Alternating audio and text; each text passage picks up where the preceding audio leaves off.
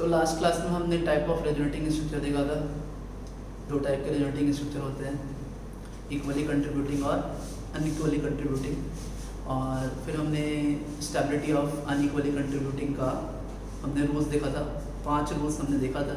Further हम आगे continue करेंगे, उसमें रूल नंबर 6 देखेंगे, उसके बाद 7 देखेंगे और फिर उसके बाद हम कुछ सवाल बनाएंगे उसके ऊपर कि कितने तरीके के कैसे सवाल होते हैं, क्या होते हैं, ये सब हम आज देखने वाले हैं। तो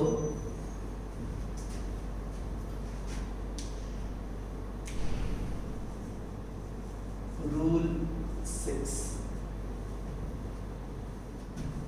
स्टेबिलिटी ऑफ इंटरमीडिएट।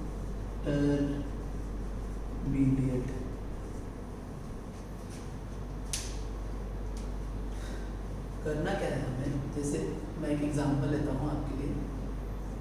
ये देखिए, इसका रेजोनेटिंग स्ट्रक्चर अगर मैं बनाऊँ तो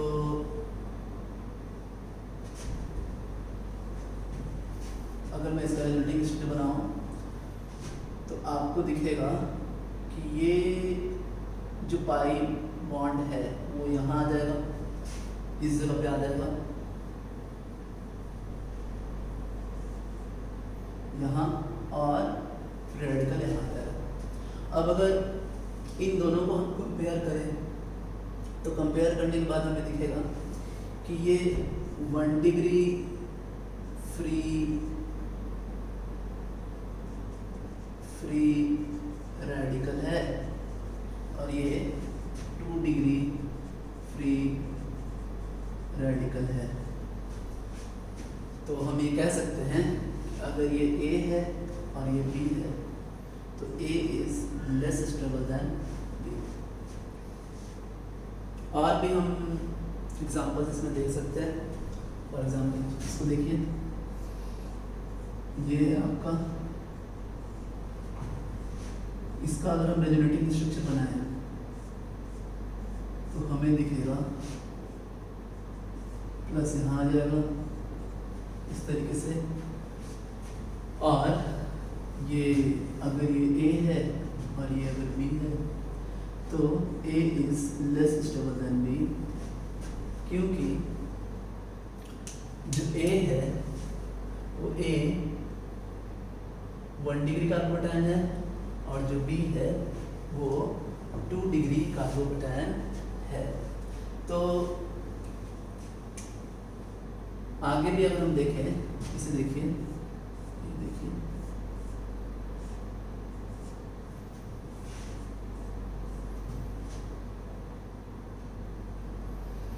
तो ये जो लोन पेयर है ये पाई में कन्वर्ट होगा और ये जो पाई है ये लोन पेयर में कन्वर्ट हो जाएगा और इस तरीके से हमारे यहाँ डबल बॉन्ड आ जाएगा और यहाँ पे एक लोन पेयर आ गया।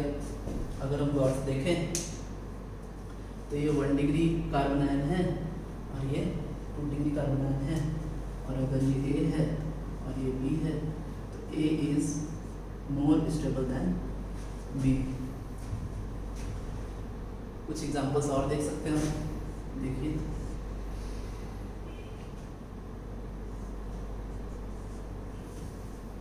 अगर इसको रेजोनेटिंग कराएंगे, रेजोनेटिंग स्ट्रक्चर इसका सेकंड लिखेंगे अगर हम, तो हमें दिखेगा कि पहले केस में 1 डिग्री कार्बोकैटायन है और दूसरे केस में 3 डिग्री कार्बोकैटायन है।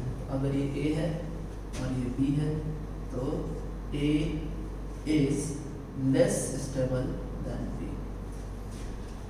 तो इस तरीके से ये आपका रूल नंबर 6 था। इसमें हमने देखा कि इंटरमीडिएट के स्टेबिलिटी पे भी डिपेंड करता है कि रेजोनेटिंग स्ट्रक्चर की स्टेबिलिटी क्या होगी। ये जितने भी हम रेजोनेटिंग स्ट्रक्चर्स देख रहे हैं ये सारे रेजोनेटिंग स्ट्रक्चर में हम इस तरीके से स्टेबिलिटी बता सकते हैं, स्टेबिलिटी का ऑर्डर हम बता सकते हैं। नेक्स्ट रूल है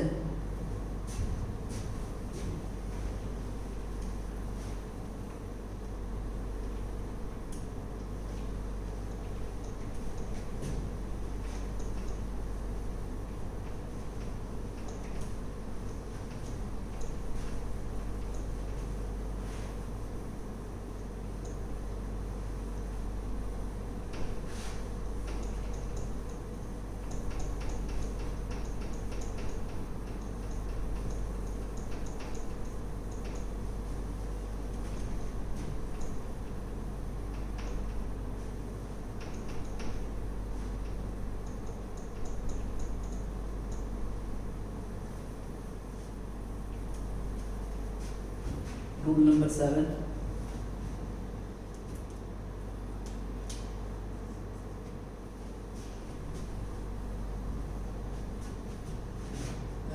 फ्राइज रूल। फ्राइज रूल कहता है कि number of benzenoid rings increases stability increases। For example अगर हम एग्जाम्पल लें तो हमें दिखेगा, ये देखिए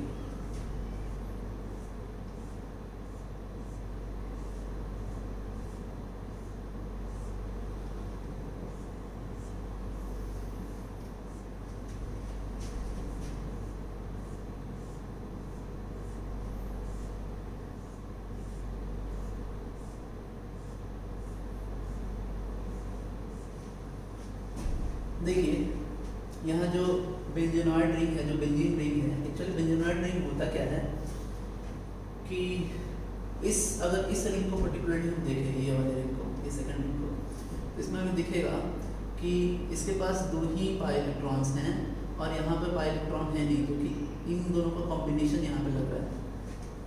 ये ऐसे रिंग बेंजीनॉइड रिंग नहीं होते हैं। ये जो रिंग है, ये रिंग में तीनों पाई इलेक्ट्रॉन्स हैं और ये बेंजीनॉइड रिंग है।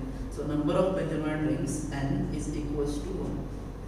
But here ये जो पाई बॉन्ड है ये दोनों में कॉमन है, तो इसलिए इसको हम इधर भी लिख सकते हैं, यहाँ हम इधर भी लिख सकते हैं, और इस तरीके से यहाँ नंबर ऑफ बेंजीनॉइड रिंग कितने हो गए? 2 हो गए। तो अगर हम बोले कि ये A है और ये B है, so A is less stable than B।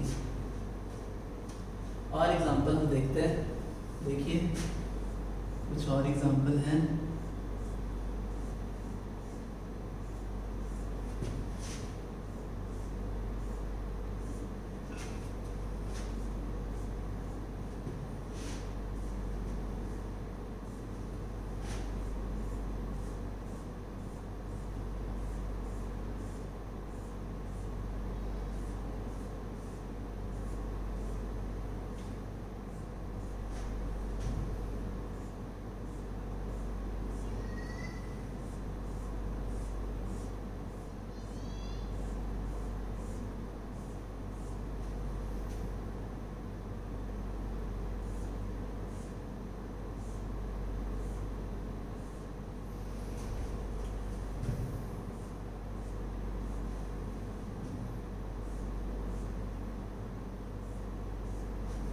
अब अगर नंबर ऑफ बेंजीनॉइड रिंग की बात करें तो इस जगह पर यहाँ पर n इक्वल्स टू सिर्फ 1 है, यहाँ n इक्वल्स टू 2 है और इसमें n इक्वल्स टू 3 है। तो अगर इसको a माने, इसको b माने और इसको c माने, तो हम कह सकते हैं कि a is least stable then b and greater stable is c। तो ये आपका फ्राइज रूल था। हमने देखा कि कैसे हम नंबर ऑफ बेंजीनॉइड रिंग के हिसाब से हम स्टेबिलिटी दिखा सकते हैं। अब हम कुछ सवाल बनाएंगे इसके ऊपर, तो मैं आपको सवाल देने वाला हूँ, हम प्रॉब्लम्स करेंगे और फिर उसके बाद हम आगे का कंसेप्ट देखेंगे। तो प्रॉब्लम्स दिखाता हूँ।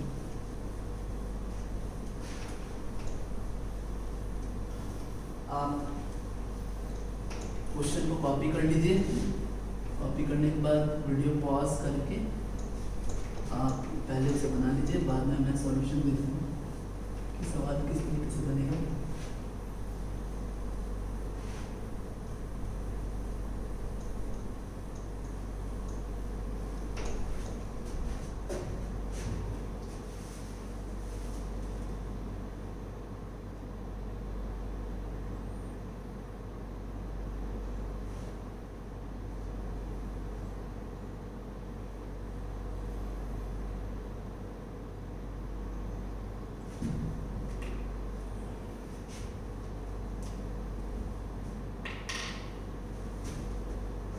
ये देखिए पहला सवाल है,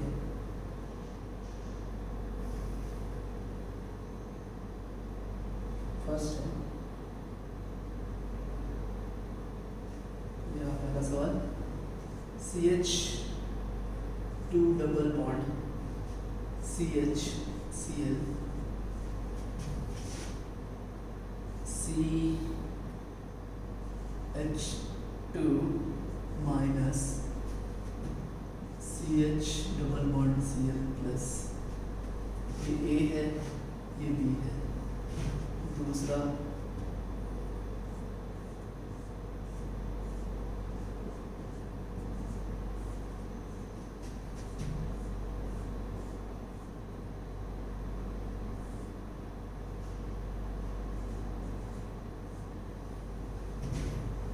तीसरा CH2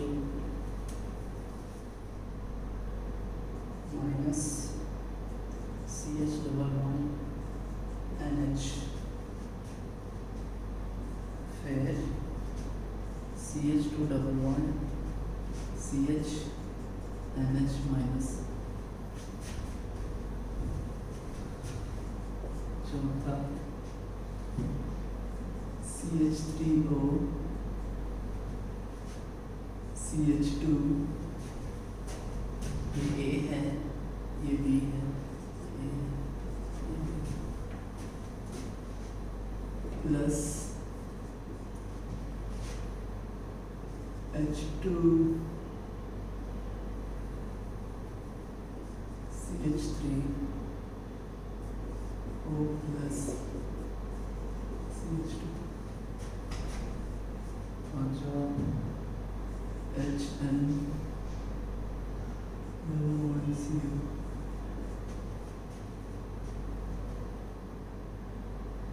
H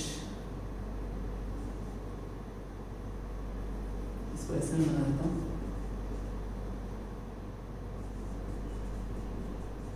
plus CO minus, और फिर आगे भी ऐसे बनाता हूँ, ये है आपका HN माइनस CO प्लस। तो इसको देखिए A B, ये A है ये B है और ये C है। हमें कंपेयर करना है, compare stability of RS resonating structure. अब देखिए जो पहला सवाल हमने देखा, आज मैं आपको प्रॉब्लम सुनाऊंगा और आपको ये रूल्स सारे याद हो जाने चाहिए। तो जब हम देखेंगे तो सबसे पहला रूल हम फॉलो करते हैं। पहला रूल है कि हम नंबर ऑफ पाई बॉन्ड्स देखते हैं। यहाँ नंबर ऑफ पाई बॉन्ड्स 1 है, यहाँ भी नंबर ऑफ पाई बॉन्ड्स 1 ही है, लेकिन यहाँ कोई चार्ज नहीं है और यहाँ पे चार्ज है। तो ऐसे मॉलिक्यूल जिनमें, तो फिर हम सेकंड रूल पे जाते हैं, और ऐसे मॉलिक्यूल जिनमें चार्जेस होते हैं वो अनस्टेबल होते हैं। तो हम कह सकते हैं कि A is more stable than B। Next A और B को हम देखें, दोनों में पाई बॉन्ड सेम है, लेकिन यहाँ जो नेगेटिव चार्ज है वो कार्बन पे है और यहाँ जो नेगेटिव चार्ज है वो ऑक्सीजन पे है। तो इसलिए ऑक्सीजन जो है वो मोर इलेक्ट्रोनेगेटिव है, और ये रूल है हमारा कि नेगेटिव चार्ज जो है वो मोर इलेक्ट्रोनेगेटिव पे ज़्यादा स्टेबल होता है, और इस तरह से B जो है वो ज़्यादा स्टेबल हो जाएगा। यहाँ भी वही रूल लगेगा, यहाँ नेगेटिव चार्ज कार्बन पे है और यहाँ नेगेटिव चार्ज नाइट्रोजन पे है, इसलिए B is more stable then A। इस केस में देखें, यहाँ पहले रूल से ही हमारा काम बन जाएगा। यहाँ देखिए, यहाँ पर सिग्मा बॉन्ड 2 है, कोई पाई बॉन्ड नहीं है, यहाँ पे एक पाई बॉन्ड है, इसलिए B ज़्यादा स्टेबल है। इससे A से तीनों को अगर हम देखें तो तीनों में हमें दिखेगा कि यहाँ पर 2 पाई बॉन्ड है, यहाँ पे एक पाई बॉन्ड है। तो हम कह सकते हैं कि A is more means greater stable. Then B और C जो हैं तो यहाँ पर एक एक पाई इलेक्ट्रॉन है, लेकिन यहाँ ऑक्सीजन पे नेगेटिव चार्ज है और यहाँ नाइट्रोजन पर नेगेटिव चार्ज है, इसलिए हम कह सकते हैं कि B is more stable then C। आगे और क्वेश्चन मैं आपको देता हूँ, आप इन्हें भी बनाइए। ये बहुत इंपॉर्टेंट टॉपिक है, इस पर बहुत सारे सवाल आते हैं, हर ईयर कुछ न कुछ सवाल आता है। अब देखें,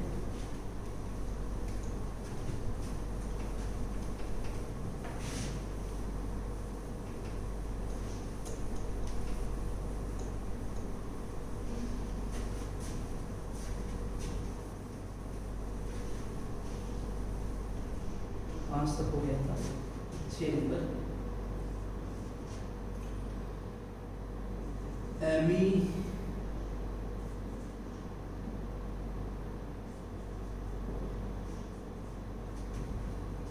और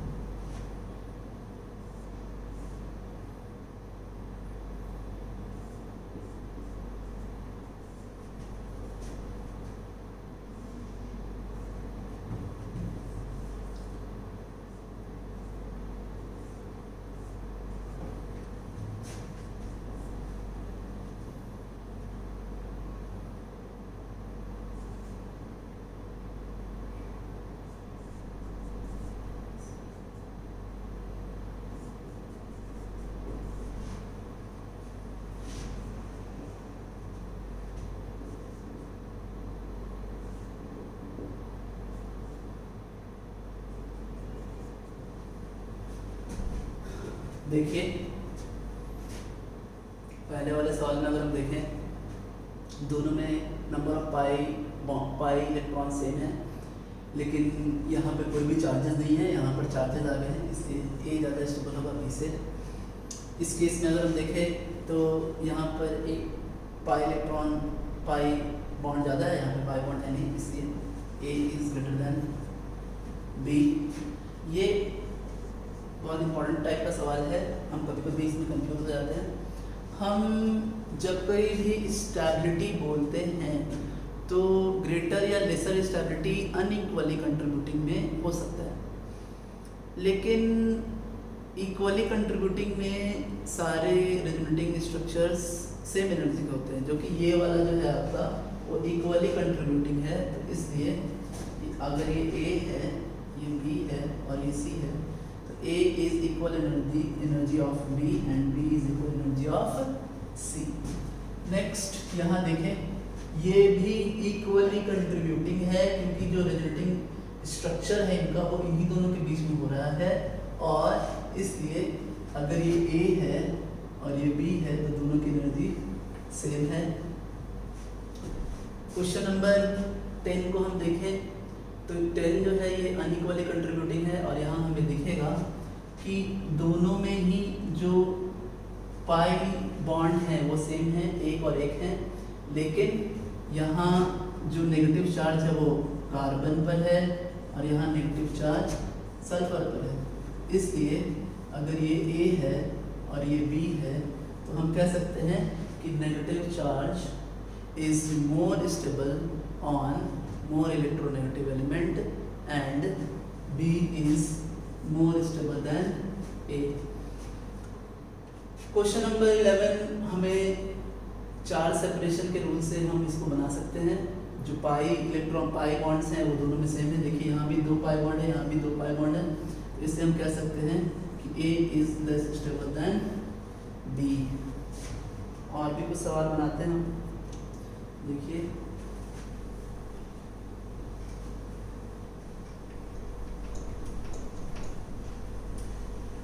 आप वीडियो को पॉज करके सवाल को पहले बना लीजिए, बाद में आंसर मैच करिए आप जो मैं सॉल्यूशन दे रहा हूँ तो, और फाइंड आउट करिए कि कहाँ आपसे गलती हो जा रही है। अगर कोई गलती हो रही है तो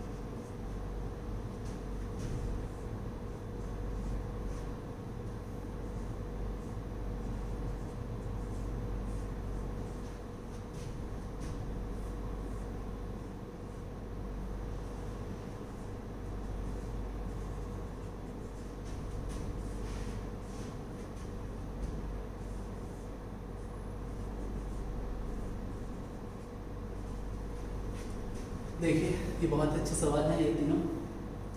अगर हम यहाँ चेकआउट करें तो 2 3 4 चार पाई बॉन्ड, 2 3 4 पाई बॉन्ड, और यहाँ भी यहाँ गौर से अगर देखें तो 1 2 3 और 4 यहाँ भी 4 पाई बॉन्ड। तो पहले वाले रूल से तो कुछ होगा नहीं।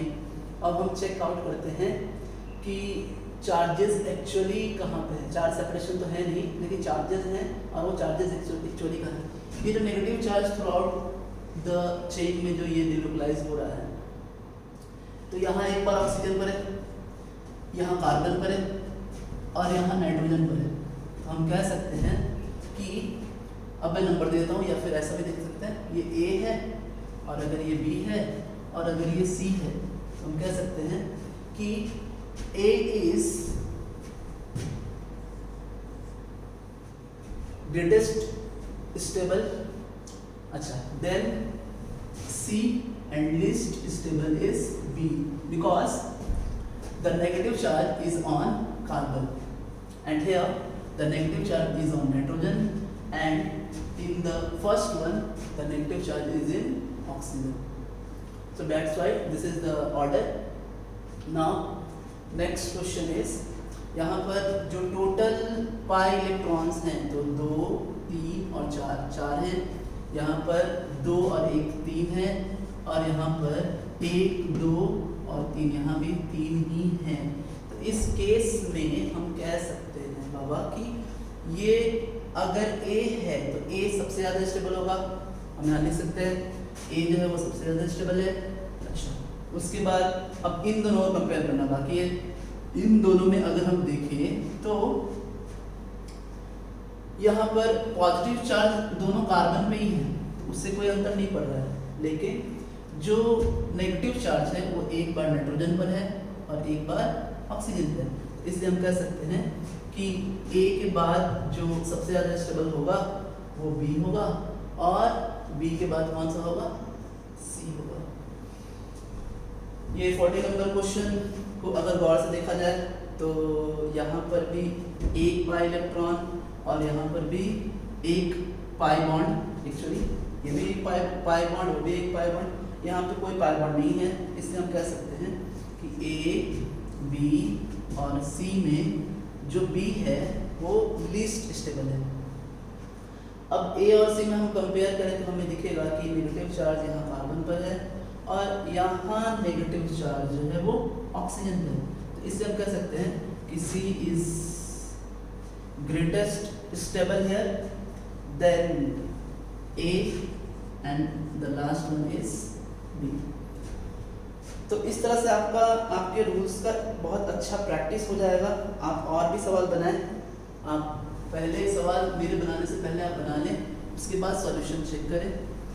तो देखिए और भी सवाल हैं।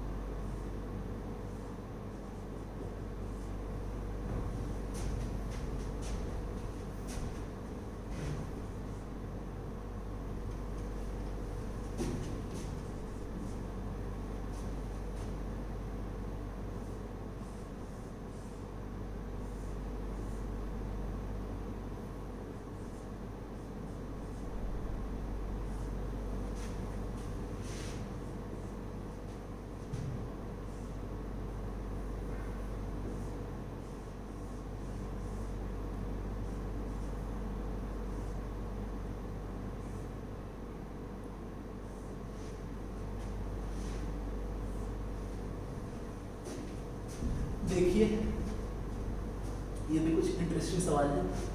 अब यहाँ मैंने आपको ये, अगर आप और प्रैक्टिस करना चाहते हैं तो आपको ये पता चलेगा कि ये मैंने टाइप 5 रेजोनेंस में आपको बताया था, ये बैक बॉन्डिंग है। और ये जो बैक बॉन्डिंग है वो बैक बॉन्डिंग है आपका पी पाई बैक बॉन्डिंग। यहाँ पर हम पाई बॉन्ड काउंट करें तो यहाँ एक है, यहाँ पाई बॉन्ड 2 है, तो ऑफ कोर्स ये ए है और ये बी है, तो B is more stable than A, क्योंकि नंबर ऑफ जो पाई बॉन्ड्स हैं वो ज़्यादा हैं बी में। नेक्स्ट इसको देखें अगर, तो यहाँ आपका मोर इलेक्ट्रोनेगेटिव एलिमेंट पे नेगेटिव चार्ज रहेगा, और इस वजह से हम कह सकते हैं कि यहाँ नाइट्रोजन पर नेगेटिव चार्ज है, यहाँ कार्बन पर नेगेटिव चार्ज है, इसलिए A is more stable than B. ये रूल हम तभी लगा पा रहे हैं, चार्जेस वाला रूल या चार्ज सेपरेशन वाला रूल या चार्जेस कहाँ पर हैं, ये रूल हम तभी लगा सकते हैं जब पहला रूल फेल कर जाए, जब दोनों ही रेजोनेटिंग स्ट्रक्चर में नंबर ऑफ पाई बॉन्ड्स जो हैं वो सेम हो जाए, जो कि यहाँ पर हो रहे हैं। नेक्स्ट जो क्वेश्चन है यहाँ देखिए, यहाँ भी number of pi bond same है, और हमें दिखेगा कि यहाँ नेगेटिव चार्ज किस पे, कार्बन पर, और यहाँ नेगेटिव चार्ज है ऑक्सीजन पर, इसलिए ये ए है ये बी है, तो B is more stable than A. Next question number 18 को देखें अगर, तो यहाँ पॉजिटिव चार्ज कार्बन पर है और यहाँ पे पॉजिटिव चार्ज नाइट्रोजन पर है, तो हम ये कह सकते हैं कि यहाँ जो पाई इलेक्ट्रॉन है ये टोटल 2 है, यहाँ भी 2 हैं, तो पहले वाले रूल से तो हम बता नहीं सकते, तो इसलिए ये आपका चार्जेस पे ही हमें डिसाइड करना पड़ेगा, और ए जो कि कार्बन पे पॉजिटिव चार्ज है is more stable than B. ये 19 नंबर वाले क्वेश्चन में भी आपको दिखेगा कि जो चार्जेस है वो यहाँ पाई बॉन्ड जो है वो सेम है, लेकिन चार्जेस यहाँ कार्बन पर है और यहाँ चार्जेस ऑक्सीजन पर है, तो इसलिए A is less stable than B. और भी मैं आपके प्रैक्टिस के लिए सवाल बनवा रहा हूँ, ये टॉपिक बहुत ही इंपॉर्टेंट है, बच्चे बहुत इसमें कंफ्यूज होते हैं, आपके रूल्स का प्रैक्टिस हो जाएगा।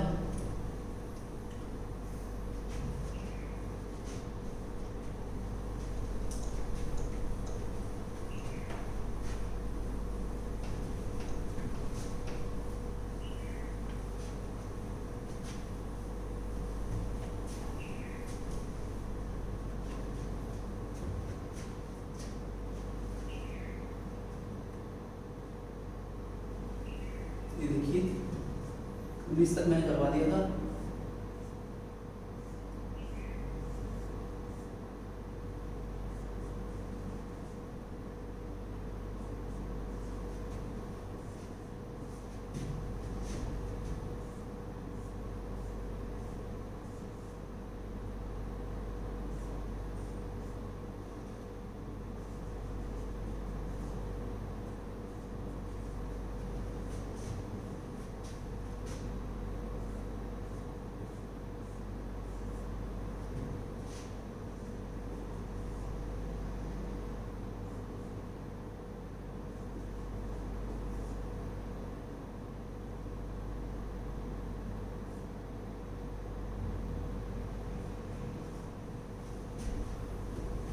अब देखिए और भी लिख लेता, मैं दे देता हूँ क्वेश्चन, फिर मैं आपको बताऊँगा आगे।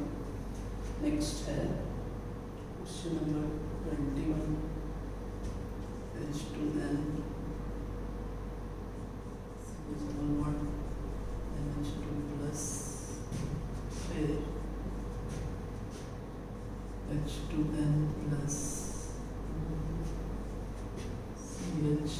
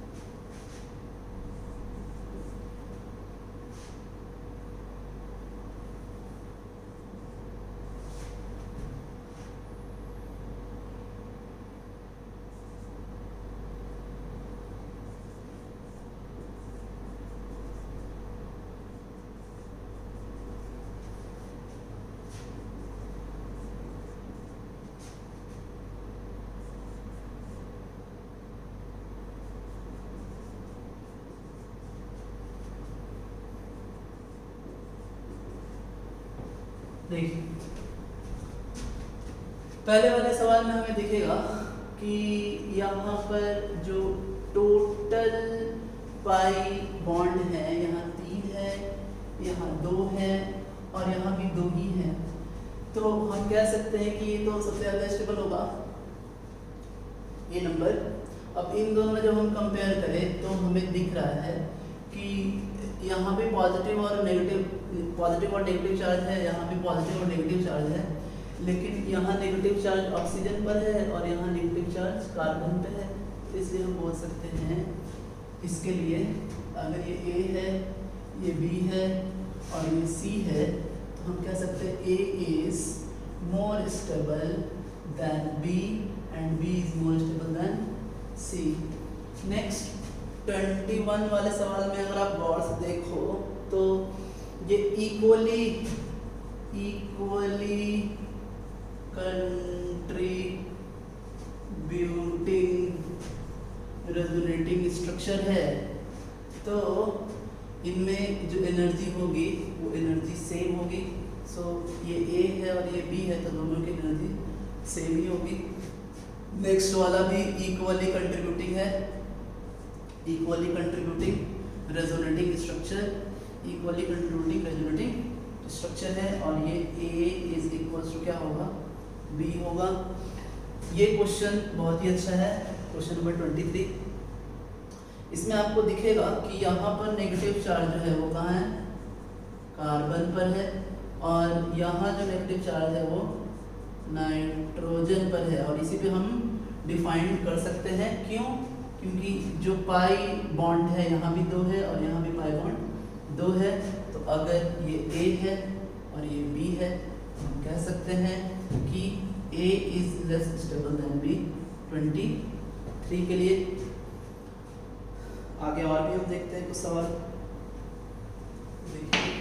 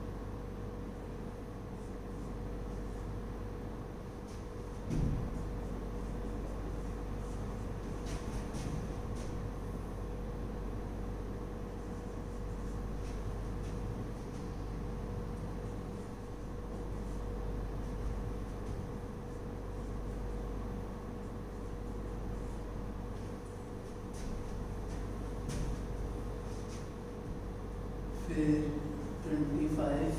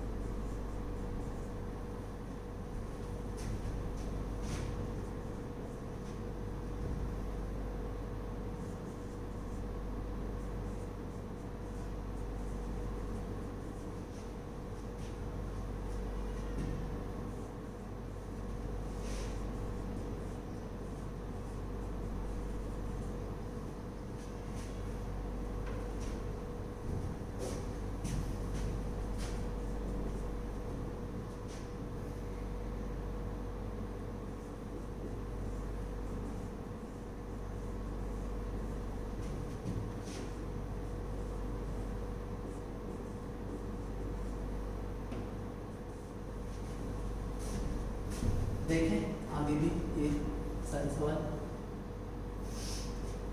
आपको दिखेगा। जो नंबर ऑफ पाई बॉन्ड है इन दोनों में सेम ही है, लेकिन यहाँ चार्ज सेपरेशन है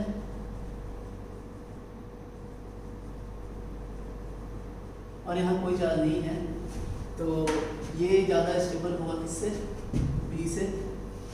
इस केस में अगर आप देखें number of pi bond same ही है, और यहाँ नेगेटिव चार्ज नाइट्रोजन पर है, यहाँ नेगेटिव चार्ज ऑक्सीजन पर है, इसलिए हम कह सकते हैं A is less stable than B। और इस केस में आपको दिखेगा कि ये जो नेगेटिव चार्ज है वो कार्बन पर है और यहाँ नेगेटिव चार्ज ऑक्सीजन पर है, इसलिए A less stable than B। और ये दोनों इक्वली कंट्रीब्यूटिंग हैं, A is equals to B है। तो ये था आज का कुछ सवाल। हमने देखा कि किस तरीके से कितने रूल्स होते हैं, कितने टाइप के रूल्स होते हैं रेजोनेटिंग स्ट्रक्चर को स्टेबल बताने के लिए, कौन सा ज़्यादा स्टेबल है, कौन सा कम स्टेबल है। और फिर हमने टोटल 7 रूल्स को डिस्कस किया, उस पर कुछ एग्जांपल्स बनाए। फिर मिक्स सवाल हमने देखा बहुत सारे, ये बहुत ही मतलब इम्पॉर्टेंट सवाल हैं सारे, और आप इसको एक बार फिर से बनाएं, और जहाँ भी कंफ्यूजन हो तो वीडियो को फिर से एक बार आप रेफ़र कर लें। तो आज के लिए इतना ही। हम फिर नेक्स्ट क्लास में हम डिस्कस करेंगे कि हम किस तरीके से हम